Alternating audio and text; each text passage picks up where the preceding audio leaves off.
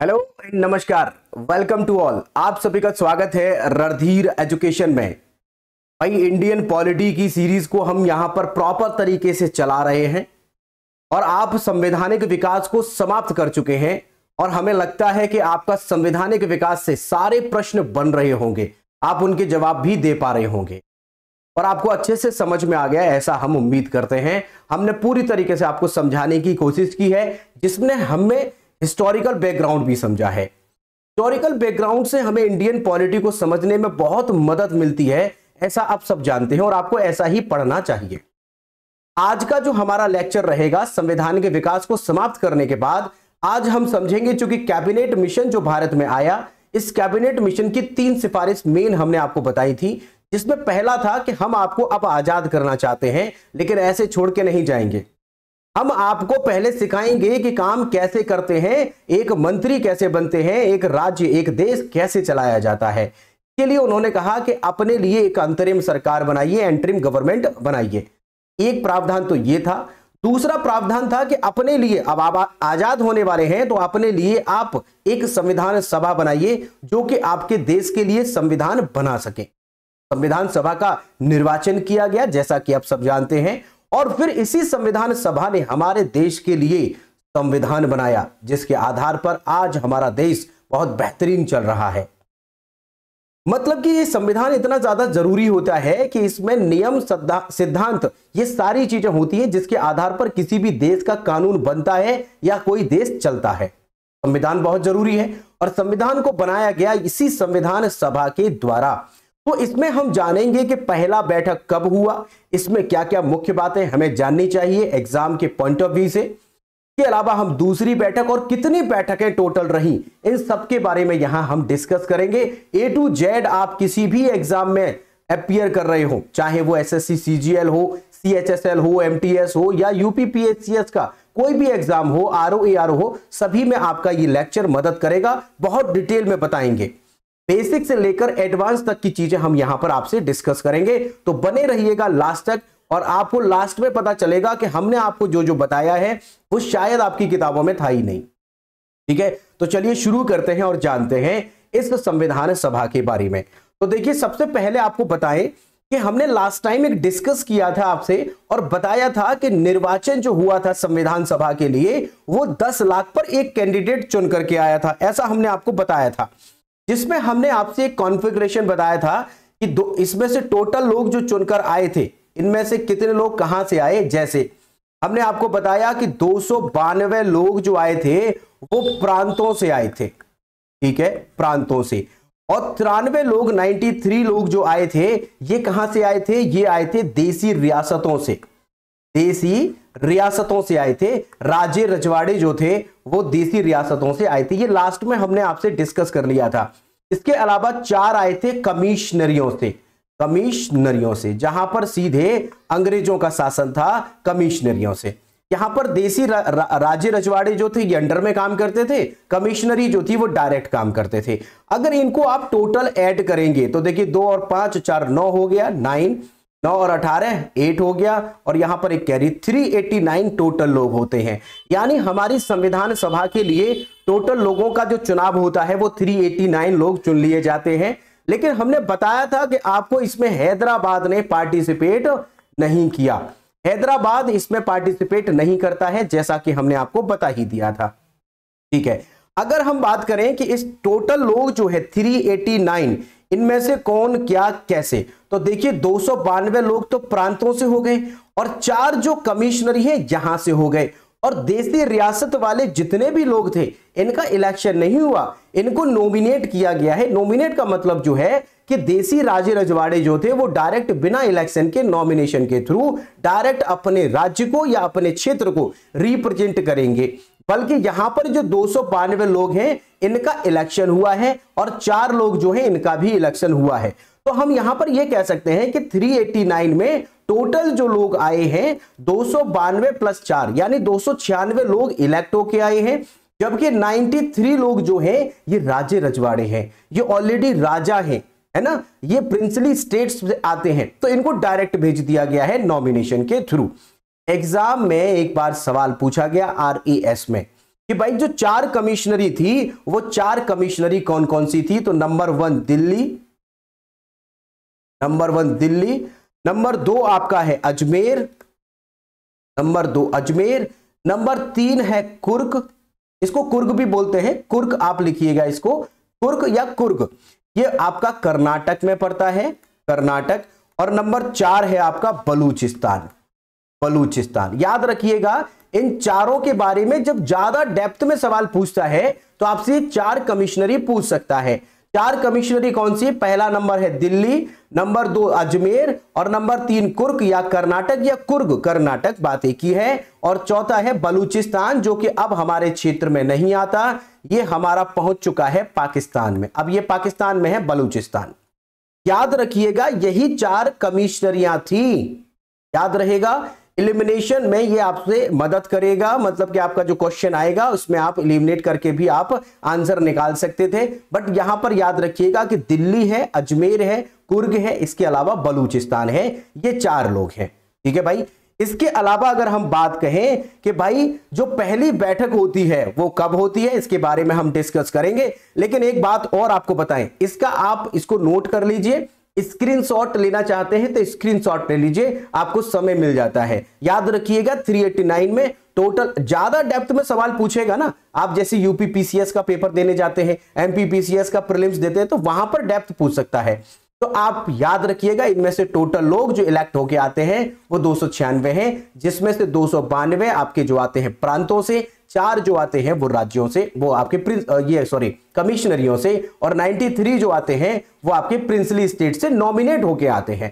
ठीक है, ये हमने और डिटेल में बता दिया। हमने बताया था कि 10 लाख पर एक कैंडिडेट चुन करके आता है, हैदराबाद इसमें पार्टिसिपेट नहीं करता है।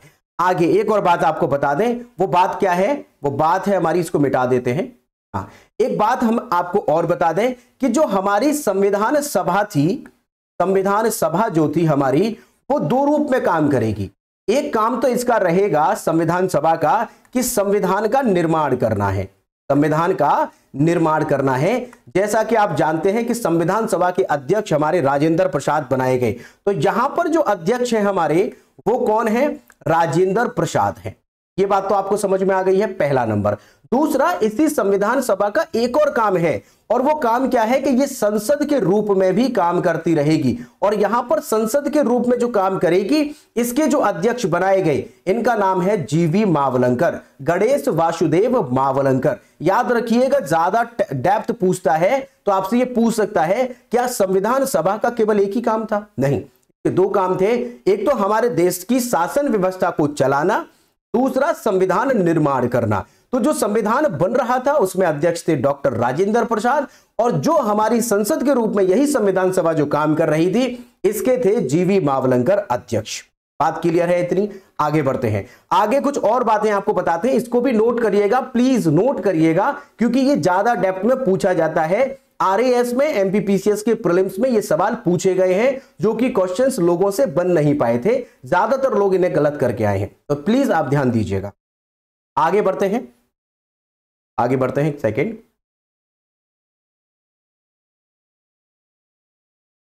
हाँ जी, आगे हम आपको बता दें कि भाई जो टोटल 389 लोग हैं टोटल, इनमें से कौन किसको रिप्रेजेंट कर रहा है। तो हमें कांग्रेस लीग के बारे में जानना है, जो मुस्लिम लीग है उसके बारे में जानना है। मुस्लिम लीग के टोटल जो कैंडिडेट्स थे वो थे 73। ठीक है, अगर आप 73 को माइनस करेंगे तो यहां पर हमारे पास बच जाते हैं 316।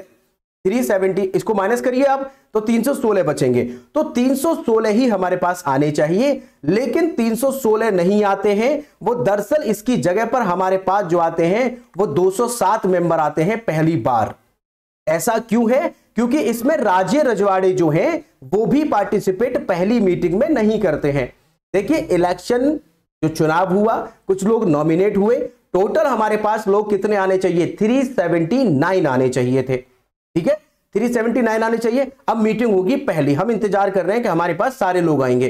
दरअसल सारे लोग नहीं आते हैं, तो आपको इसके बारे में भी जानना है कि सारे लोग क्यों नहीं आते हैं, इसका कारण हम आपको बताएंगे। तो उसमें से एक तो मुस्लिम लीग नहीं आती है, दूसरा, राजे रजवाड़े जो थे, राजे रजवाड़े कितने थे? 93। तो देखिए आप इसको ऐड करिए, 73 और 93 तो कितना हो जाता है? 6। और ये आप 9 और 6 16, 166 अगर माइनस करेंगे 389 में, समझ पा रहे होंगे, 166। तो यहां पर 3 बचेगा, यहां पर 2 बचेगा और यहां 223 बनने चाहिए। लेकिन हमारे पास कुछ लोग ही आते हैं पहली मीटिंग में, इतने भी नहीं आ पाते हैं, ठीक है, क्योंकि बहुत सारे लोग कंफ्यूजन में थे कि हम किसकी तरफ हैं, उन्हें पता ही नहीं है। इसी वजह से याद रखिएगा कि इसमें नहीं पता चल पाता है, क्योंकि बहुत से लोग इसका विरोध करते हैं। अब संविधान सभा के बारे में एक बात और हमें समझनी है डिटेल से, तो प्लीज आप ध्यान से समझिएगा। वो क्या, हमने अभी तक आपको बता दिया कि यही संविधान सभा के रूप में भी काम करती है, जिसका काम है कि संविधान बनाना है। दूसरा, एक और काम पैरेलल कर रही है कि ये संसद के रूप में भी काम करेगी, और उसमें जो अध्यक्ष बनाए जाते हैं वो कौन बनते हैं भाई? अध्यक्ष, याद रखिएगा, अध्यक्ष बनते हैं हमारे जीवी मावलंकर, जबकि संविधान सभा के कौन है? आपके राजेंद्र प्रसाद। आगे बढ़ते हैं, एक टाइमलाइन जान लेते हैं कि भाई संविधान सभा में क्या क्या बातें हुई। तो संविधान सभा के बारे में पहली बात कि इसकी जो मांग की गई है, डिमांड जो की गई थी संविधान सभा की, इसकी पहली बार मांग की गई है 1895 में, 1895 में इसकी मांग की गई थी। किसके द्वारा? बाल गंगाधर तिलक के द्वारा की गई थी। ये एग्जाम में पूछता है, बट याद रखिएगा ये जो डिमांड की गई है ये एक वर्बल डिमांड है, ये लिखित रूप में यानी रिटन में नहीं थी। एग्जाम में दोनों तरह के सवाल बनते हैं कि पहली बार मांग किसके द्वारा की गई, तो बाल गंगाधर तिलक के द्वारा की गई। पहली बार लिखित मांग किसके द्वारा की गई, तो वो आगे व्यक्ति आते हैं जिनका नाम है एम.एन. रॉय। तो लिखित मांग जो है 1934 में की गई, 1934 में, जबकि पहली मांग जो की गई थी बरवली, वो किसके द्वारा? बाल गंगाधर तिलक के द्वारा की गई थी 1895 में। याद रखिएगा ये सवाल आपसे पूछा जा सकता है।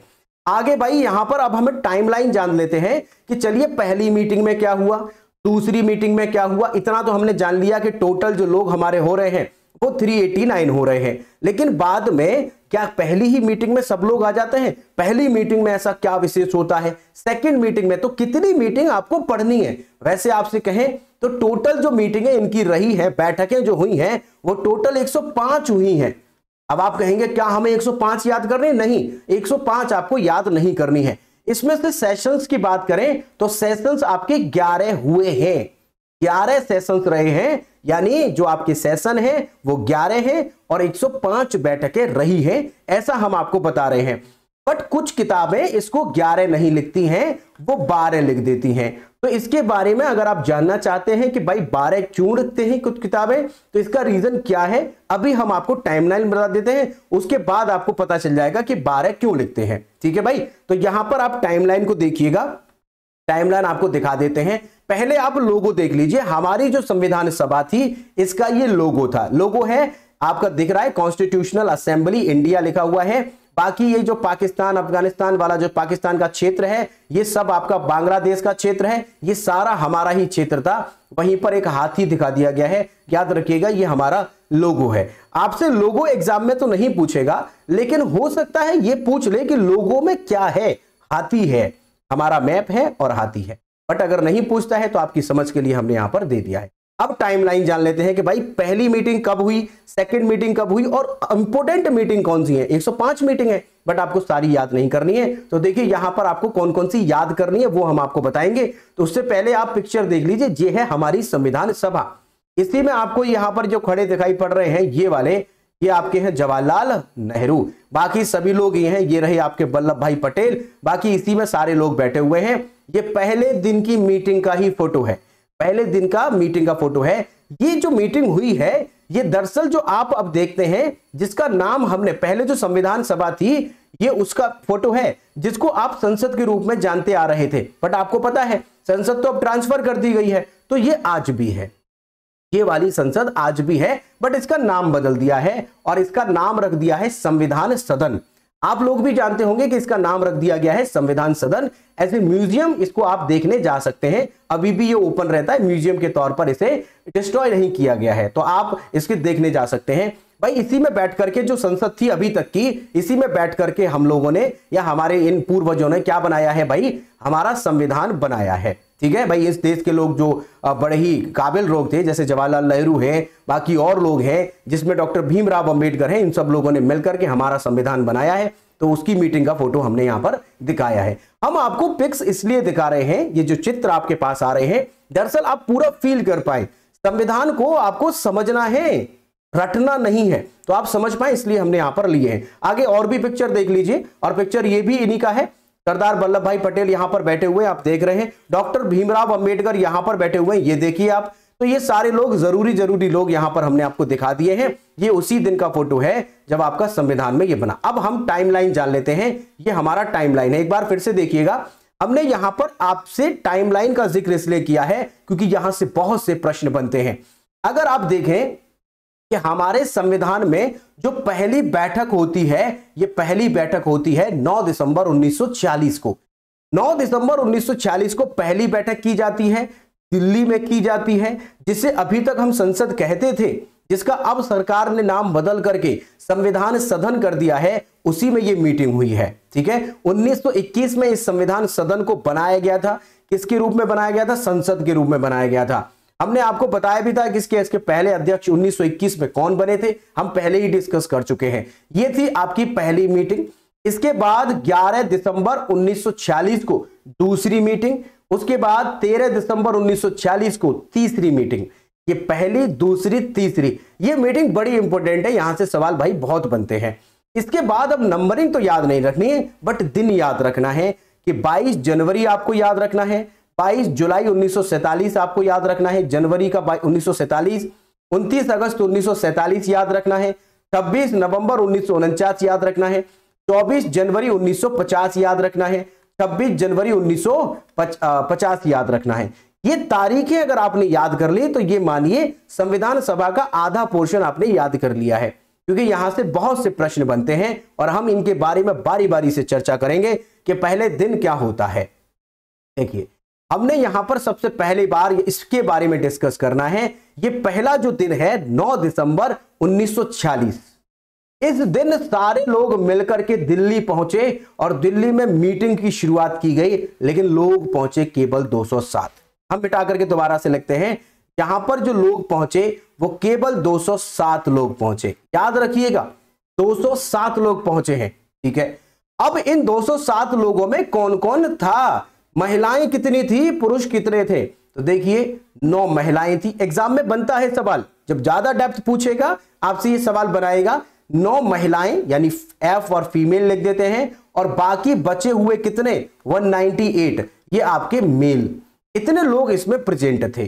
याद रखिएगा 198 पुरुष थे और 9 इसमें महिलाएं थी। हम पहले दिन की बात कर रहे हैं, बट एग्जाम में सवाल आता है कि हमारी संविधान सभा में कितनी महिलाएं थी, तो भाई वहां पर आंसर हो जाता है 15, क्योंकि हमारी संविधान सभा में पहले दिन की नहीं पूछ रहा है, वो पूछ रहा है पूरी संविधान सभा में टोटल कितनी महिलाएं थी, तो वहां पर 15 आंसर हो जाता है, जिसमें आपकी सुचेता कृपलानी हो, सरोजिनी नायडू हो, और आपकी जो जवाहरलाल नेहरू की जो बहन थी वो थी। इसके अलावा और बहुत सारी महिलाएं थी, सबके बारे में हम आपको बताएंगे। तो 15 टोटल महिलाएं हैं, लेकिन पहले दिन कितनी प्रेजेंट थी? 9 महिलाएं प्रेजेंट थी, 198 लोग थे।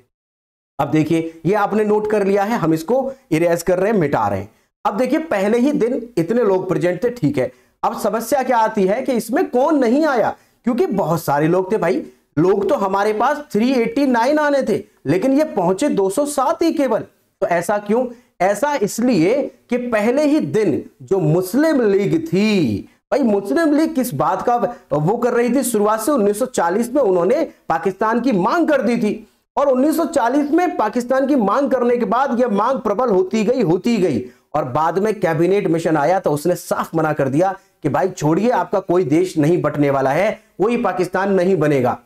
तो इन लोगों ने इस बात का विरोध किया कि भाई क्यों नहीं बनेगा पाकिस्तान, तो अब हमें कुछ करना होगा। तो यही मोहम्मद अली जिन्ना का कहना था कि भाई ऐसा कुछ करना पड़ेगा जिससे ये लोग हमारा देश बनाएं। तो इन्होंने क्या किया, उपद्रव करना शुरू किया, और एक दिन इन्होंने सीधी कार्रवाई दिवस मनाया जिसमें दंगे करवाए इधर से उधर।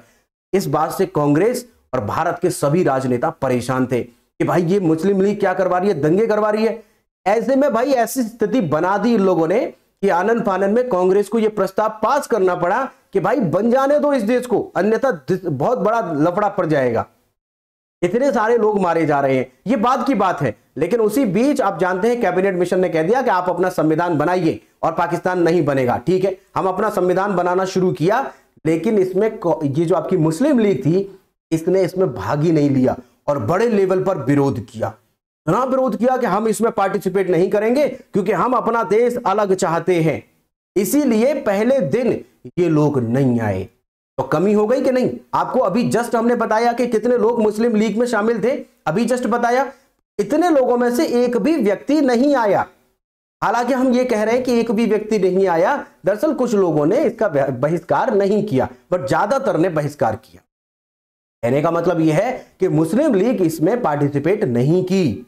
साथ में राज्य रजवाड़े जो थे, जो प्रिंसली स्टेट थे, वो भी इसमें शामिल नहीं हुए। क्यों नहीं शामिल हुए? क्योंकि उनको पता ही नहीं चल रहा है कि वो है किसकी तरफ, अपना देश अलग बनाएंगे या फिर वो भारत की तरफ है या फिर कोई दूसरा जो देश बनेगा उसकी तरफ है, वो डाउट में है। इसीलिए पहले दिन केवल और केवल कांग्रेस के लोग और कुछ अन्य लोग ही इसमें शामिल थे। टोटल लोग कितने थे? 207, जबकि आने कितने थे?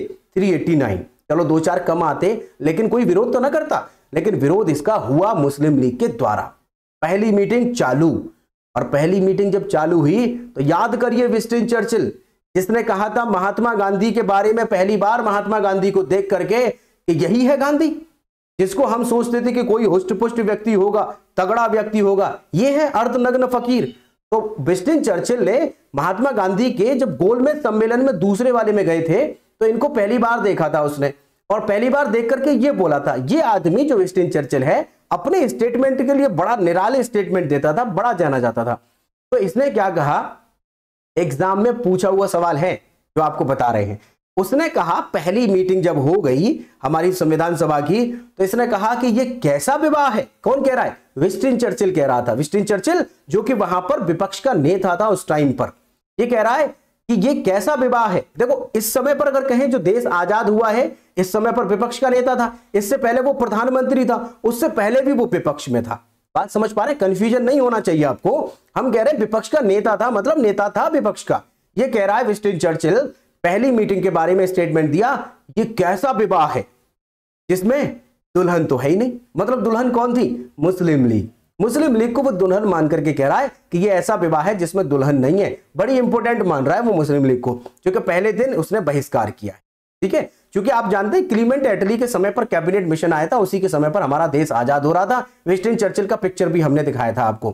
पहली मीटिंग में अब मीटिंग स्टार्ट होती है दिल्ली में, संसद भवन में, और मामला आता है कि भाई अब हमारे से बीच में ऐसा कौन व्यक्ति अध्यक्ष बनेगा। तो अध्यक्ष बनने के लिए कवायद शुरू होती है और एक किसी सीनियर पर्सन को उठा करके ये अध्यक्ष बना देते हैं।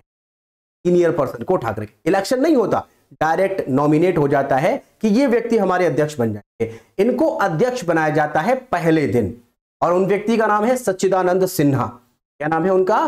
सच्चिदानंद सिन्हा को अध्यक्ष बना लिया जाता है। ठीक है, पहले दिन की बातें इतनी याद रखनी है।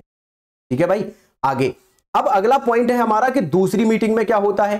दूसरी जो मीटिंग है ये वाली, इसमें हमारे पास पहला एक तो ये वोटिंग पड़ती है कि भाई हमारा स्थायी अध्यक्ष कौन रहेगा। तो इसी में हमने स्थायी अध्यक्ष चुन लिए और डॉक्टर राजेंद्र प्रसाद जो कि बिहार के सिवान जिले के जीरादेई गांव के रहने वाले थे, इनको बना लिया गया इसका परमानेंट अध्यक्ष। तो देखिए दोनों में अंतर है। यहां पर जो पहली मीटिंग हुई है इसमें एक अस्थायी यानी टेम्पररी एक चेयरमैन पर्सन बनाए गए हैं जिनका नाम है डॉक्टर सच्चिदानंद सिन्हा। उसके बाद जो दूसरे दिन बने हैं ये परमानेंट बन गए हैं वोटिंग के आधार पर, इनका नाम है डॉक्टर राजेंद्र प्रसाद। ठीक है, तीसरे दिन क्या होता है? तीसरा दिन जो आता है इसमें हमारे जो जवाहरलाल नेहरू हैं वो एक उद्देश्य प्रस्ताव रखते हैं। वो जगह जगह का एक ये जो संविधान है इसे पढ़ चुके थे। इन्होंने संविधान में पहला जो प्रस्तावना प्रियम्बल आपने किताबों में देखा होगा, आपकी किताबों में जो जनरल किताबों में होती है कि प्रिय छात्रों हम आपको संबोधित करते हैं कि हमने ये किताब इसलिए, ये कोई जरूरी नहीं होती है। जो आपकी प्रस्तावना होती है, ये प्रस्तावना हमारे संविधान में जो पहली बार प्रस्ताव दिया वो जवाहरलाल नेहरू ने दिया, जिसे हम उद्देश्य प्रस्ताव कहते हैं। प्रियम्बल जो है हमारे में, तो इसका प्रस्ताव दिया था इन्होंने 13 दिसंबर 1946 को। किसने? जवाहरलाल नेहरू ने। इन्होंने ये प्रस्ताव दिया, ठीक है। इस प्रस्ताव पर मंत्रणा की गई और निष्कर्ष निकाला गया कि ठीक है भाई, इसे पास कर देते हैं। तो यही 22 जनवरी को पास हो जाता है उद्देश्य प्रस्ताव। और हमारे संविधान में जो पहला ही शुरुआत जहां से होती है, हम भारत के लोग, we the people of India, ये जो शब्द हैं ये प्रस्तावना के ही शब्द हैं। और प्रस्तावना में अब तक एक बार संशोधन हो चुका है, जिसमें समाजवादी, पंथ निरपेक्ष और ये जो शब्द जोड़े गए हैं 3। तो ये आपके पहले संविधान संशोधन जो पहला एक ही बार हुआ है इसमें, और 42वें संविधान संशोधन में इनमें चेंज किया गया है। तो ये आपका 22 जनवरी को हमने एक्सेप्ट कर लिया था। संविधान की जो प्रस्तावना, इसके बारे में प्रॉपर तरीके से डिस्कस करेंगे। फिलहाल हमने जान लिया है कि यही उद्देश्य प्रस्ताव एक प्रस्तावना का रूप लेता है, जो कि 22 जनवरी को पास होता है। लेकिन इसका प्रस्ताव कब आता है? 23 दिसंबर 1946 को आता है। आगे एक और पॉइंट है 22 जुलाई 1947। यहां पर आपको याद रखना है कि इस 22 जुलाई को हमने हमारे भारत का जो झंडा था, हमारे भारत का जो झंडा था इसे एक्सेप्ट किया है। झंडा यानी फ्लैग जो है हमने एक्सेप्ट कर लिया है, सम्मति से एक्सेप्ट कर लिया है 22 जुलाई को। इसके बाद 29 अगस्त 1947 भी आपको याद रखनी है। 29 अगस्त को हमने ड्राफ्टिंग कमेटी बना दी है। ड्राफ्टिंग कमेटी क्या है? ये तारीखें याद रखना भाई, एग्जाम में बहुत पूछी जाती हैं। जो ड्राफ्टिंग कमेटी है, यानी जो आपकी प्रारूप समिति है, इस प्रारूप समिति को बनाया गया था 29 अगस्त 1947 को। ये वो दिन है जब डॉक्टर भीमराव अंबेडकर को इसके अध्यक्ष बनाया गया। इसके अलावा और भी लोग इसमें शामिल थे। टोटल अगर कहें तो 7 लोग शामिल थे, जिनमें अध्यक्ष कौन थे? डॉक्टर भीमराव अंबेडकर। जब पूरा संविधान बन गया तो बाद में एक वो हेलो आई ये सब करते हैं, जो एक संबोधन करते हैं, तो सभी लोग आपस बाद में माइक पर अपनी अपनी बातें कह रहे थे। बारी आती है राजेंद्र प्रसाद।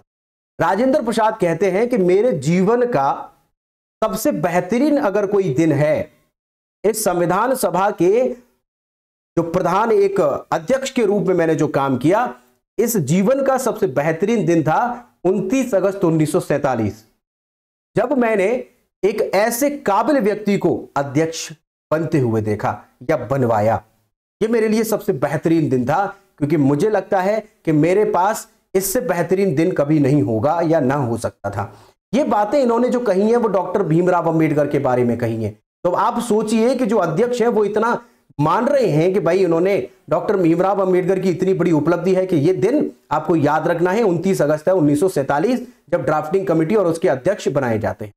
लेकिन जब डॉक्टर भीमराव अंबेडकर का जब नंबर आता है, वो कहते हैं कि लोग आज से 100 साल बाद ये मानेंगे कि जो संविधान बना है उसमें मेरा क्रेडिट है। लेकिन मैं आप सबको बताना चाहता हूं कि अगर BN राव न होते तो हमारा संविधान बन पाना शायद मुश्किल था, असंभव था, ऐसा उन्होंने बोला।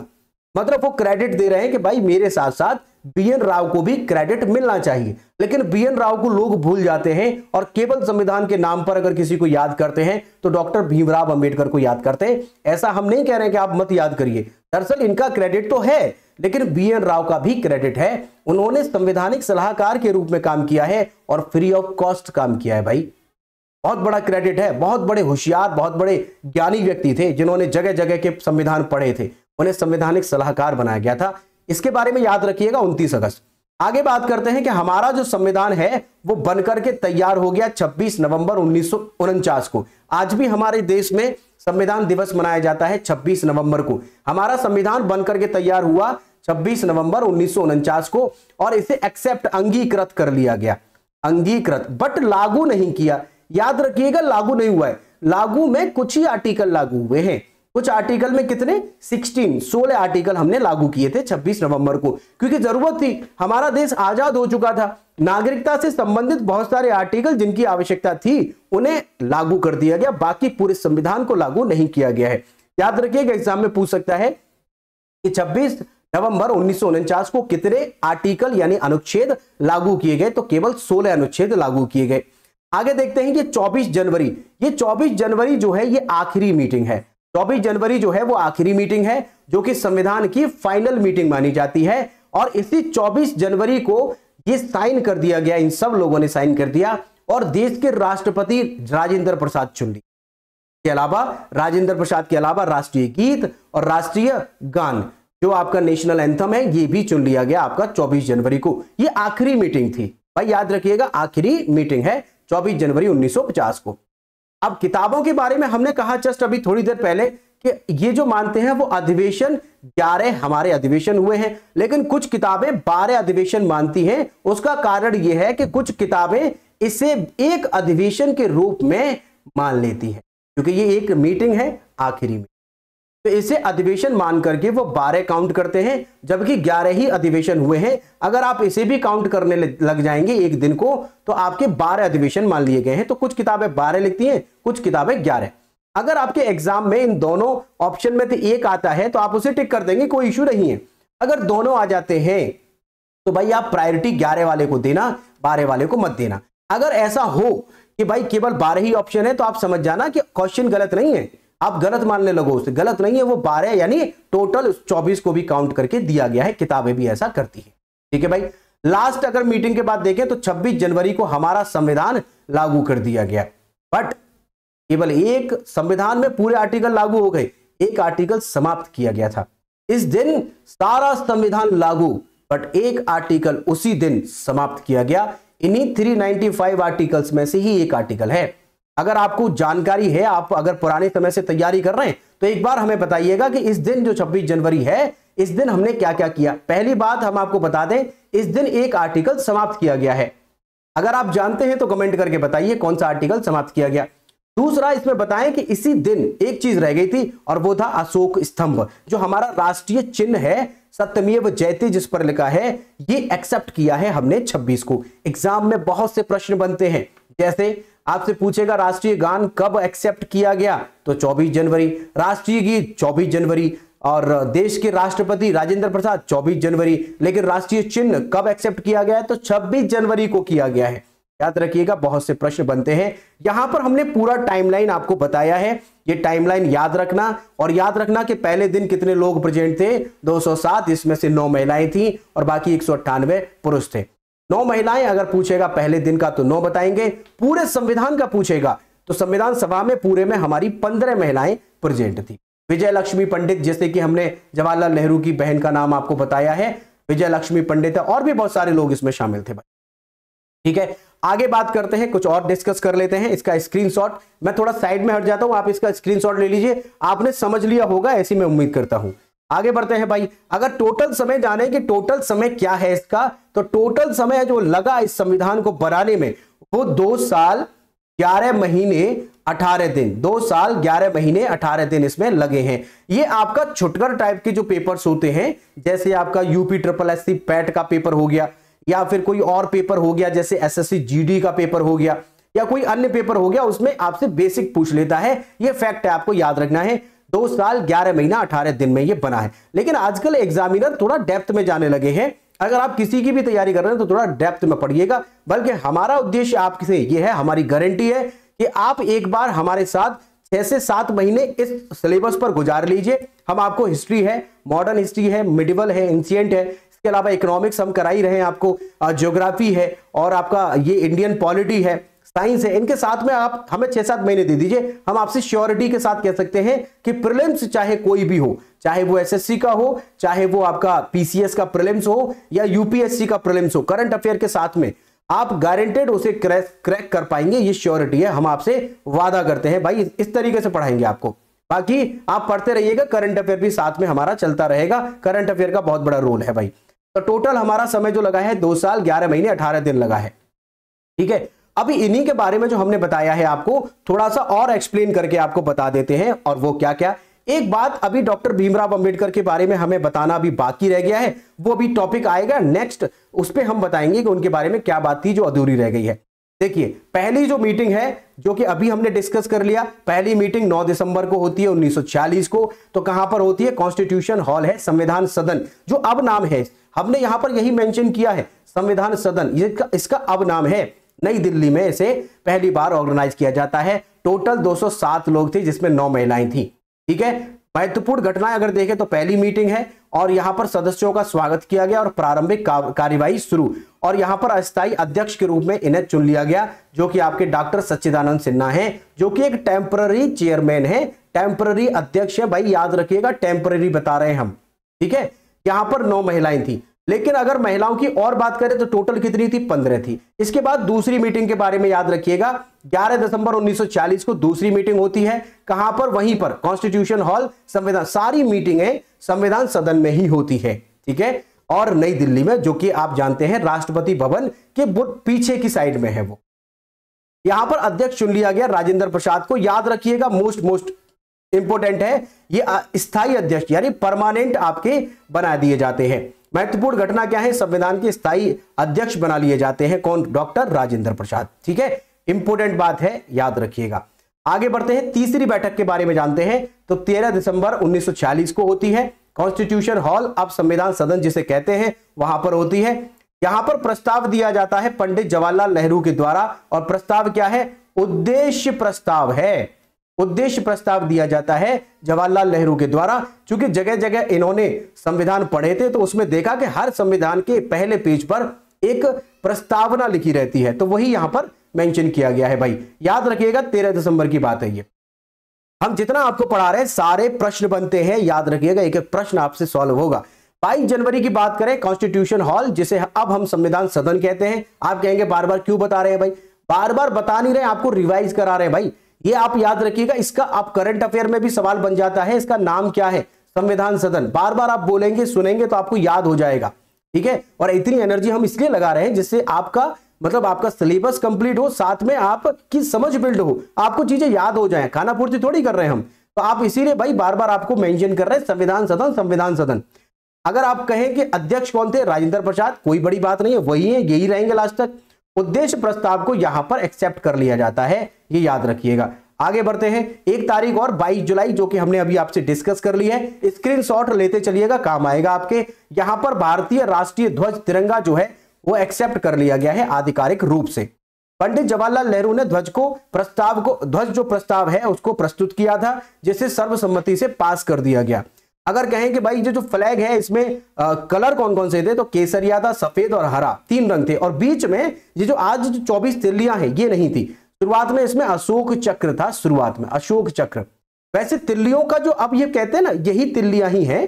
दरअसल हमारा कहने का मतलब यह है कि यही तिल्लियां, 24 तो तिल्लियां है, अशोक चक्र जो है वो इसमें लिया गया है। आगे बढ़ते हैं भाई, टोटल महिलाओं की बात हमने कर ली है, 15 महिलाएं हैं टोटल, 15 महिलाएं हैं।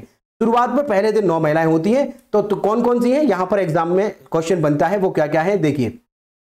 पहला, सरोजनी नायडू, कवियत्री थी, कोई दिक्कत नहीं, बहुत अच्छा गाती थी, इन्हें कोकिला भी कहा जाता है, भारत की कोकिला, बहुत अच्छा बोलती थी ये। विजय लक्ष्मी पंडित, जवाहरलाल नेहरू की बहन थी। और इसके बाद अगर यूएन में भेजने वाली, यानी पहली महिला थी यूएन में जाने वाली, जवाहरलाल नेहरू की बहन विजय लक्ष्मी पंडित। सुचेता कृपलानी, आप जानते हैं, उत्तर प्रदेश की पहली महिला मुख्यमंत्री भी रही हैं। आज सरोजनी नायडू के बारे में कहें तो ये भी गवर्नर रही हैं, पहली, भारत की पहली, यानी किसी राज्य की पहली, उत्तर प्रदेश की पहली गवर्नर रही है। इसके बाद सुचेता कृपलानी पहली मुख्यमंत्री रही है उत्तर प्रदेश की। राजकुमारी अमृत कौर, भारत की पहली महिला स्वास्थ्य मंत्री थी, पहली महिला भी है और पहली मंत्री भी है। तो कैसी? स्वास्थ्य मंत्री, स्वास्थ्य मंत्री। आप अगर एम्स कभी गए हो तो एम्स में भी इनके नाम से ही एक डिपार्टमेंट बना हुआ है, राजकुमारी अमृत कौर डिपार्टमेंट, ठीक है। आगे, रेणुका रे के बारे में जानते होंगे, हंसा मेहता थी, ये भी यहां पर एक मेंबर थी इसकी। और ये दुर्गाबाई देशमुख, बेगम एजाज रसूल, इसके बाद दक्षयानी बेलासुदन। दक्षयानी बेलासुदन के बारे में आपसे प्रश्न पूछ सकता है, और वो प्रश्न आपका पहले पूछा जा चुका है, और वो पूछा है आपका झारखंड पीसीएस में, जहां पर 5 ऑप्शन आते हैं। भाई आप जो पेपर देने जाएंगे, अगर आप यूपी पीसीएस का पेपर दे रहे हैं, आरओ दे रहे हैं, तो 4 ऑप्शन आपको मिलेंगे, एसएससी 4 मिलेंगे, सभी में लगभग 4 ही आते हैं। लेकिन जो झारखंड है आपका, झारखंड में और बिहार में आपके 5 ऑप्शन आते हैं। तो वहां पर ही सवाल आया था कि दक्षयानी वेलासुदन से सवाल था कि बताइए संविधान सभा में सबसे युवा कौन थी? यही थी, सबसे युवा थी और एकमात्र दलित थी। इन्हीं के नाम पर एक वेलासुदन करके एक अवार्ड बांटा जाता है, केरल सरकार का एक यह है, केरल से समुदाय से आती थी, केरल राज्य से थी। एनी मस्किरिनी, याद रखिएगा, एनी मस्किरिनी है। उसके बाद पूर्णिमा बनर्जी, लीला रॉय, कमला चौधरी, मालती चौधरी और अम्मू स्वामीनाथन, ये सब महिला ही थी। हमने 15 की 15 महिलाओं का नाम आपको बता दिया है, जिसमें से सभी नाम आपको याद नहीं करने हैं, 2 नाम या 3 नाम याद रखिएगा। पहला सवाल जो बन सकता है वो है दक्षयानी वेलासुदन से, जो कि अभी तक पूछा गया है। बाकी सबसे बनता है, जैसे सरोजिनी नायडू से बनता है, वो आप सरोजिनी नायडू को भारत की कोकिला कवयित्री कहा जाता है, जैसा कि हमने बताया। सरोजिनी नायडू पहली उत्तर प्रदेश की पहली गवर्नर थी। इसके अलावा हम देखें सुचेता कृपलानी उत्तर प्रदेश की पहली महिला मुख्यमंत्री और पहली मुख्यमंत्री थी, तो भाई याद रखिएगा। और विजय लक्ष्मी पंडित से बन सकता है सवाल कि यह किसकी बहन थी, तो आप जवाहरलाल नेहरू की बहन याद रखिएगा। यूएन में जाने वाली पहली महिला है और भारत की तरफ से ये जाती है। तो यहां पर हमने 15 महिलाओं का जिक्र कर लिया है आपसे। अब आगे ये 15 महिलाएं तो नहीं है, कुछ ही महिलाएं हैं, जिनमें बीच में जो बैठी है यही है विजय लक्ष्मी पंडित। ये वाली जो है ये विजय लक्ष्मी पंडित हैं, ये आप देख रहे हैं, ठीक है। तो हमने वही महिलाएं, इन्हीं का फोटो हमारे पास है, 15 महिलाओं का नहीं है। आप इसको फोटो को देख सकते हैं। हम आपको पूरा फील देने की कोशिश कर रहे हैं जिससे कि आपको चीजें दिमाग में सेट हो जाएं, ठीक है। अब डॉक्टर भीमराव अंबेडकर के बारे में वो समय आ गया है जो हमने डिस्कस किया था कि वो चीज अधूरी रह गई है जो डॉक्टर भीमराव अंबेडकर के बारे में बतानी है। वो क्या क्या, इनके बारे में एक परिचय जान लेते हैं। इनका नाम आप जानते हैं कि डॉक्टर भीमराव रामजी अंबेडकर, बहुत ही पढ़े लिखे व्यक्ति, बहुत ही सुलझे हुए व्यक्ति, मतलब बहुत ही काबिल व्यक्ति थे। कहते हैं 32 डिग्रियां इनके पास में थी और इतने ज्यादा होशियार थे कि इनके पास कई तो इनके पास में पीएचडी थी और कई डिग्री थी। भाई इनका जो जन्म होता है वो 14 अप्रैल 1891 में होता है और मध्य प्रदेश के महू में होता है। मध्य प्रदेश के महू में होता है, इसीलिए 14 अप्रैल को इनका जन्म दिवस और समरसता दिवस भी मनाया जाता है। इन्हीं के जन्म दिवस के उपलक्ष्य में समरसता दिवस मनाया जाता है भारत में, ठीक है। और महू जो है अब इसको अंबेडकर नगर के नाम से भी जाना जाता है क्योंकि यहां पर इनका जन्म हुआ था। भाई बहुत इन्होंने जातियां झेली हैं बचपन में, के बाद जो इन्होंने उत्थान किया, जो काम किया, मुझे नहीं लगता कि अपने समुदाय के लिए और कोई व्यक्ति कर सकता है। अपने समुदाय के लिए जो भी अच्छा करेगा वो हमेशा अच्छा व्यक्ति कहलाएगा, चाहे दुनिया उसे बुरा कहती रहे। हम जैसे कि जिसमें जो बात अच्छी है हम उसकी अच्छी बताएंगे, जिसकी जो बात खराब है उसकी खराब बताएंगे। मुलायम सिंह यादव के बारे में बहुत सारे लोग कहते रहते हैं कि उन्होंने ये किया वो किया, लेकिन अपने समुदाय के लिए तो किया। चाहे आप मायावती की बात करिए, चाहे डॉक्टर भीमराव अंबेडकर की बात करिए, आप अपने समुदाय के लिए कुछ करिए, आपके लिए अच्छा है। जो व्यक्ति अपने समुदाय के लिए ज्यादा करता है वो ठीक है, हमारी नजर में वो ठीक है, कोई दिक्कत नहीं है। बाकी लोग तो भाई कहेंगे ही कि इन्होंने ये नहीं किया वो नहीं किया, तो आप बन जाइए, अपने समुदाय के लिए करिएगा, लेकिन करने वाला भी तो चाहिए ना, ठीक है भाई। आगे बात करते हैं भाई डॉक्टर भीमराव अंबेडकर के बारे में, अभी थोड़ा और बताएं आपको। वो क्या कि आप जानते हैं, थोड़ा सा बताएं आपको, जस्ट अ मिनट। देखिए हमारा जो भारत है, आप जानते हैं कि इस भारत का जब विभाजन हुआ तो ये वाला क्षेत्र जो था, यहां से इधर वाला क्षेत्र, ये तो बना आपका पूर्वी बंगाल। पूर्वी बंगाल जो पहले बना था इसी को बना दिया गया पूर्वी पाकिस्तान। पूर्वी बंगाल जो था इसे पाकिस्तान बना दिया गया, हालांकि बंगाल ही हम बोले इसको तो ज्यादा बेहतर है। इधर का जो क्षेत्र है ये बना आपका पाकिस्तान, ये पश्चिमी पाकिस्तान बना और ये पूर्वी पाकिस्तान बना। अब ये लोग जो है यहां पर लिख देते हैं पश्चिमी पाकिस्तान, ये पूर्वी पाकिस्तान, ठीक है। एक क्षेत्र पाकिस्तान के पास ये वाला है, एक क्षेत्र पाकिस्तान के पास ये वाला है, दोनों क्षेत्र हो गए। अब ये लोग यहां से इस पूर्वी पाकिस्तान को कंट्रोल करते थे, बड़ी समस्याएं थी इनके पास में, कंट्रोल करते थे। ये हम कभी और बताएंगे आपको कि आगे क्या हुआ है, बट यहां पर हमें डॉक्टर भीमराव अम्बेडकर की कहानी को जानना है। तो जब ये चेंज हुआ तो आप जानते हैं कि यही इसी प्रेसिडेंसी से ये पहले चुन करके आते हैं, कहां से, बंगाल प्रेसिडेंसी से, बंगाल प्रेसिडेंसी से चुन करके आते हैं डॉक्टर भीमराव अंबेडकर। लेकिन डॉक्टर भीमराव अंबेडकर जब चुनकर आए, संविधान सभा में काम कर रहे हैं, बट इनका जो क्षेत्र है वो तो चला गया पाकिस्तान में। अब बताइए डॉक्टर भीमराव अंबेडकर या पाकिस्तान चले जाएं या फिर संविधान सभा से आउट हो जाए, यही एक रास्ता है। तो भाई ना तो ये पाकिस्तान गए, और इनकी जरूरत को महसूस करते हुए लोगों ने कहा कि भाई इनकी सीट तो जा चुकी है बंगाल से पाकिस्तान वाले क्षेत्र में, अब क्या करें, इनको हमें संविधान सभा में रखना है क्योंकि बहुत ही जरूरी और बहुत ही काबिल व्यक्ति है, इनके बिना संविधान बन पाना बहुत मुश्किल है। इसीलिए इनको सीट दी गई थी बंबई प्रेसिडेंसी से। याद रखिएगा जब ज्यादा टफ सवाल बनाएगा तो यही कहेगा, बंबई प्रेसिडेंसी से इन्हें सीट दी गई। और सीट किसने दी, जिसने बलिदान दिया, उसका नाम याद रखिएगा, उसका नाम है M.R. जयकर। M.R. जयकर ने इस बलिदान को दिया और अपनी सीट किसे दी, डॉक्टर भीमराव अंबेडकर को दी। कहां से, बंबई प्रेसिडेंसी से। इस तरह से बंबई प्रेसिडेंसी से चुनकर ये भारत आते हैं, संविधान सभा में काम करते हैं, और संविधान सभा में आज इतना बड़ा संविधान, लिखित संविधान जो दुनिया का सबसे बड़ा है और इतना कॉम्प्लिकेटेड, इतना जटिल और इतना सरल, इतना लचीला, इतना कठोर ये संविधान बना पाए। संविधान की बहुत खासियतें हैं, आपको धीरे धीरे बताते रहेंगे। तो ये संविधान किनकी वजह से बन पाया है, जिसमें सबसे बड़ा योगदान है डॉक्टर भीमराव अंबेडकर का। तो याद रखिएगा, बंबई प्रेसिडेंसी से इनका चुनाव हुआ है। याद रखिएगा, एग्जाम में आपसे ये भी पूछ सकता है, शुरुआत में इनका चुनाव कहां से होता है, बंगाल प्रेसिडेंसी से, लेकिन बाद में इन्हें, चूंकि बंगाल जो है पाकिस्तान का हिस्सा हो गया, पूर्वी बंगाल, और वहां से बना पूर्वी पाकिस्तान, तो ये इनकी जो सीट थी वो भी चली गई। बाद में इनको सीट जो दी है वो एमआर जयकर ने अपनी दी है, बंबई प्रेसिडेंसी। इनके बारे में याद रखिएगा, हम इसको इरेज कर देते हैं। यहां पर हमने इतना जान ही लिया है इनके बारे में। आगे देखते हैं भाई, आगे क्या है। आगे हमें याद रखना है कि भाई यहां पर जो हमारे अध्यक्ष थे वो डॉक्टर राजेंद्र प्रसाद थे, लेकिन बहुत ही कम लोग जानते हैं कि इस संविधान सभा के उपाध्यक्ष भी बनाए गए थे। और उपाध्यक्ष कौन कौन, बीडी खोडकर हैं, इसके अलावा हरेंद्र कोमल मुखर्जी हैं, जिनके बारे में किताब में जो लिखा रहता है वो एच.सी. मुखर्जी, और एग्जाम में भी कई बार एच.सी. मुखर्जी करके आया है लिखा हुआ, एच.सी. मुखर्जी यहां पर हमारे उपाध्यक्ष बनाए जाते हैं संविधान सभा के। 4 उपाध्यक्ष हैं संविधान सभा के, पी.टी. कृष्णामाचारी और के.टी. शाह, चारों याद रखिएगा। अध्यक्ष हमारे डॉक्टर राजेंद्र प्रसाद थे, जबकि हमारे 4 उपाध्यक्ष थे, जिसमें है बी.डी. खोडकर, हरेंद्र कोमल मुखर्जी जिनको हम एच.सी. मुखर्जी कहते हैं, और इसके अलावा बी.टी. कृष्णामाचारी और के.टी. शाह, ये आपके 4 इसके उपाध्यक्ष भी होते हैं। ठीक है, यहां तक आपकी बात क्लियर हो गई होगी, मुझे लगता है कि यहां आपको समझ में आ गया होगा। आगे बात करते हैं संवैधानिक सलाहकार के बारे में। संवैधानिक सलाहकार हमारे बी.एन. राव थे, आंध्र प्रदेश में इनका जन्म हुआ था। आंध्र प्रदेश का एक जिला है गुंटूर जिला, वहां पर इनका हुआ है। इनके बारे में कहा जाता है कि बहुत ही काबिल व्यक्ति थे। डॉक्टर भीमराव अंबेडकर जानते थे कि इनके बिना संविधान को बना पाना बहुत मुश्किल है, इसीलिए उन्होंने ये कहा भी था कि जब 100 साल लगभग होने जा रहे होंगे, 100 साल बाद लोग मुझे ही संविधान का क्रेडिट दे रहे होंगे, लेकिन मैं आप सबको बताना चाहता हूं कि अगर हमारे साथ बी.एन. राव न होते तो हमारा संविधान बन पाना बहुत मुश्किल था, इनके बिना यह पूर्ण होना मुश्किल था। तो बी.एन. राव के बारे में उन्होंने कहा, इस संविधान सभा में 2 लोग सबसे ज्यादा पढ़े लिखे थे, एक थे डॉक्टर भीमराव अंबेडकर और दूसरे थे बी.एन. राव। इनके बारे में बड़ा ये कहा जाता है कि भाई इन्होंने जो संविधान सभा में काम किया वो फ्री ऑफ कॉस्ट काम किया, फ्री ऑफ कॉस्ट काम किया है, बड़ा ही बड़ा योगदान दिया है, और बहुत ही पैसे वाले व्यक्ति थे।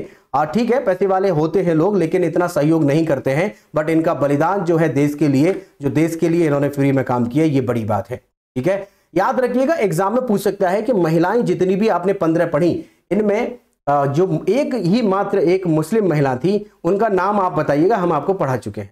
जस्ट आप बताइए कि पहले जो मुस्लिम महिला है 15 में से एक ही महिला है, आपको याद कराने के लिए ऐसे सवाल पूछते हैं, तो आप एक बार कमेंट करके हमें बताइए कि उनमें से कौन सी महिला है जो केवल एकमात्र मुस्लिम थी, आप ये बताइएगा। ठीक है भाई, आगे बात करते हैं।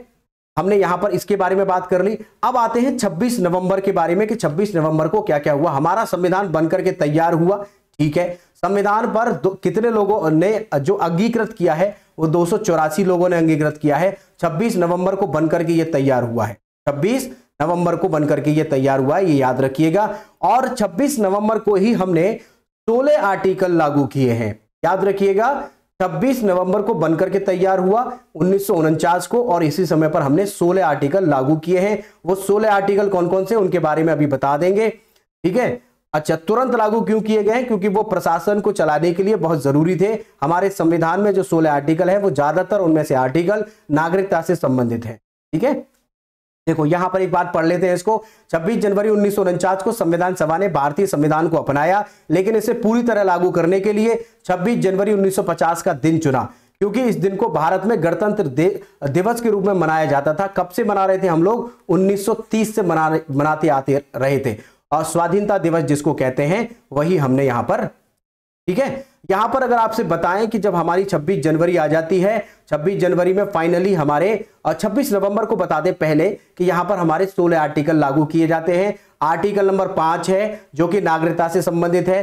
6, 7, 8, 9, 10, सॉरी 9 के बाद 60 है। आर्टिकल 60 आप जानते हैं राष्ट्रपति की शपथ है, इसमें ओथ और यानी अफर्मेशन ऑफ दी प्रेसिडेंट है, ओथ ऑफ दी प्रेसिडेंट है, ये आपका आर्टिकल नंबर 60 आता है। निर्वाचन आयोग का गठन जो है ये आपका 324 में आता है, ये भी लागू किया गया, सारे जरूरी थे उस समय के लिए। और 366 परिभाषाएं इसमें दे रखी है, 367 और उसके बाद 379, 380, 388, 391, 392, 393, 394 बताता है कि 16 जो आर्टिकल है ये लागू रहेंगे, काम करते रहेंगे। 1916 के बारे में यहां पर मेंशन किया गया है। बाद में है 395 में था हमारा कि जो हमारा संविधान है ये तो लागू होगा 26 जनवरी को, लेकिन इससे पहले जो हमारा शासन व्यवस्था चलती रहेगी, क्या वो 16 आर्टिकल से चल जाएगी? नहीं। तो इसमें मेंशन किया गया है कि हमारा जो शासन व्यवस्था है वो भारत शासन अधिनियम 1935 के अनुसार काम करती रहेगी। 1935 के अनुसार काम करती रहेगी। हमारी जो संविधान सभा है इसमें 395 आर्टिकल में लिखवाया गया। 395 आर्टिकल भी लागू कर दिया गया कि जब तक हमारा संविधान पूरी तरह से लागू नहीं हो जाता तब तक 1935 के भारत शासन अधिनियम के अकॉर्डिंग हमारा देश शासन व्यवस्था काम करती रहेगी। ये हमने इसमें दिया है। ठीक है भाई, याद रखिएगा 26 नवंबर की हमने बात कर ली है। आर्टिकल जो है यहां पर हमने इंग्लिश में दे दिए हैं, आप इसका स्क्रीनशॉट ले लीजिएगा, आपके काम आएगा। आगे बात करते हैं 24 जनवरी 1950। 24 जनवरी 1950 जो है ये फाइनल मीटिंग है और राष्ट्रपति राजेंद्र प्रसाद को चुन लिया जाता है। इसके बाद कोई मीटिंग नहीं होती है। 24 जनवरी राजेंद्र प्रसाद को चुन लिया जाता है। राष्ट्रगान है वो स्वीकार कर लिया जाता है और राष्ट्रीय गीत जो है, जो नेशनल सॉन्ग है, वो भी स्वीकार कर लिया जाता है। फाइनली इस पर जो साइन होते हैं वो 284 लोगों के साइन होते हैं। अगर कहें कि पहले साइन कौन करता है, 2 लैंग्वेजेस में 2 कॉपियां बनाई जाती हैं और 2 कॉपियां जो होती है, एक हिंदी की और एक अंग्रेजी की, 2 भाषाओं में लिखा जाता है। लेकिन आपको बता दें कि वो जो भाषाओं में लिखा जाता है वो दरअसल प्रिंट नहीं करवाया गया था, वो हाथ से लिखा गया है, सुलेखन किया गया है। सुलेखन के बारे में नेक्स्ट लेक्चर में आपसे डिस्कस करेंगे कि इसका हिंदी का सुलेखन किसने किया है, अंग्रेजी का किसने किया है, चित्र किसने बनाए हैं।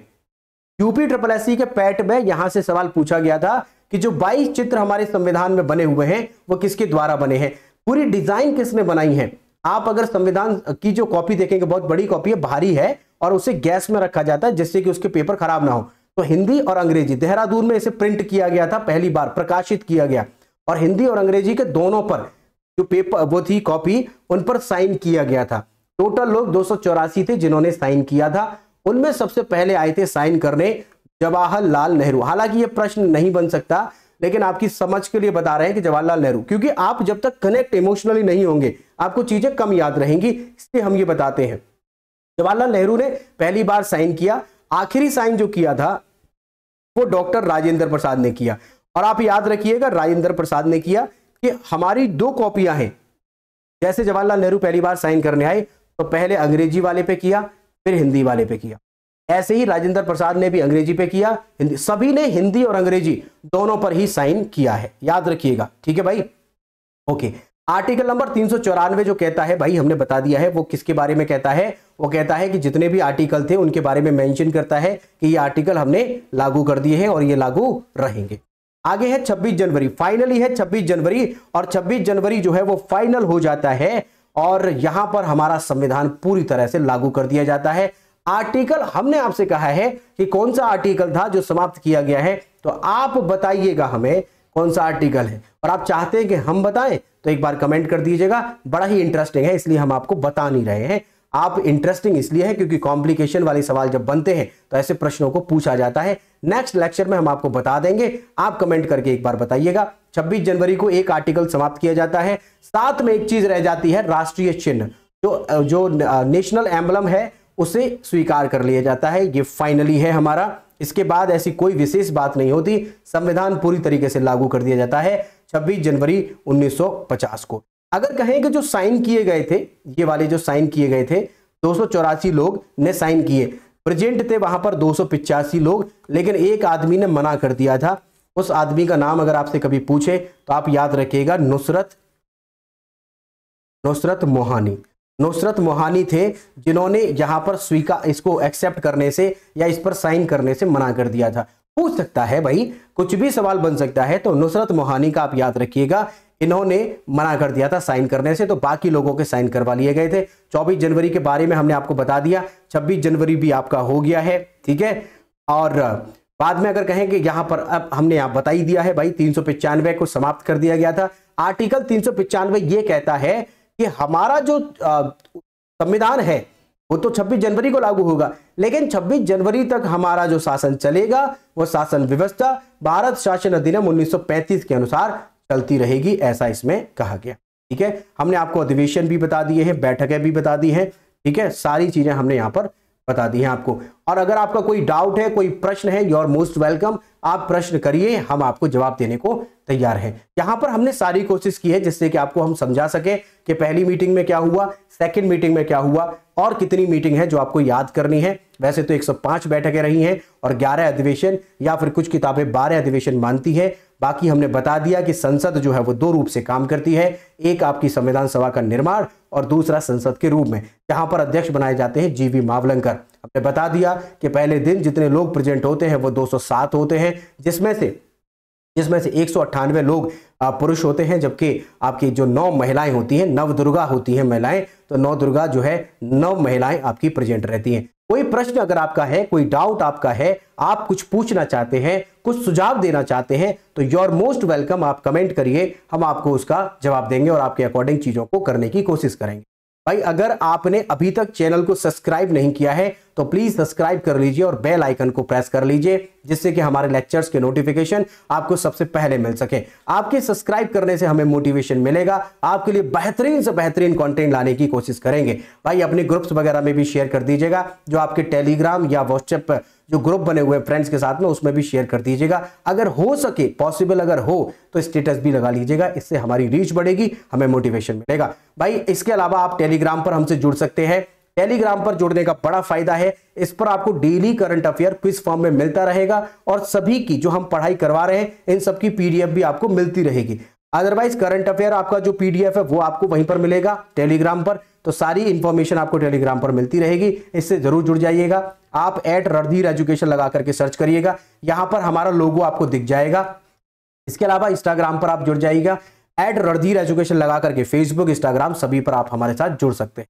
भाई हमारी बात यहां पर कंप्लीट हो गई है, अभी और बहुत सारा संविधान बाकी है, पूरा डिटेल में समझाएंगे, बहुत डेप्थ में समझाएंगे, श्योरिटी के साथ आपको सारी चीजें समझ में आएंगी आसान भाषा में। भाई लेक्चर के लास्ट तक बने रहने के लिए आपका बहुत बहुत धन्यवाद, शुक्रिया, थैंक यू सो मच।